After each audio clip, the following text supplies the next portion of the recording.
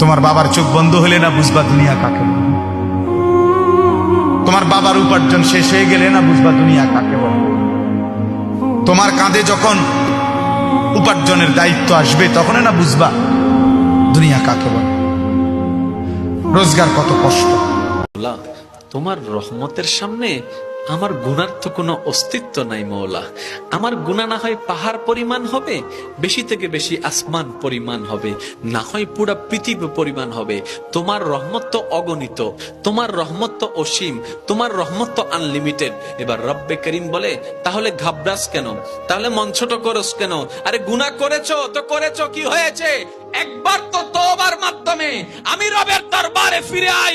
মওলা ফিরে আসতে পারবো তো? দরজা কি খোলা আছে? রব্বে করিম বলে, মরণের আগ পর্যন্ত, কিয়ামতের আগ পর্যন্ত, সূর্য পশ্চিম আকাশে ওঠার আগ পর্যন্ত দরজা খোলা আছে, দরজা খোলা আছে, দরজা খোলা আছে। এবার বান্দা বলে, মওলা 24টা ঘন্টার কোন টাইমে আসলে সেই দরজা খোলা পাবো? রব্বে করিম বলে, আরে ব্যাংকের দরজা খোলা থাকে নির্দিষ্ট সময়ে, অফিস আদালতের দরজা খোলা থাকে নির্দিষ্ট সময়ে, এমনকি ঘরের দরজাও খোলা থাকে নির্দিষ্ট সময়ে, এর বাইরে যাই না।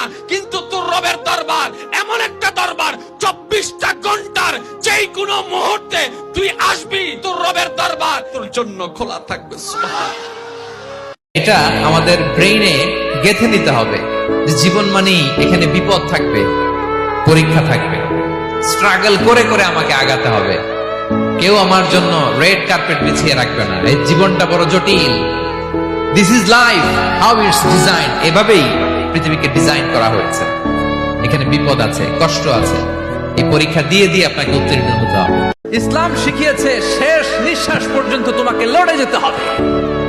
এই পৃথিবীতে কেউ কাউকে জায়গা করে দেয় না, জায়গা করে নিতে হবে।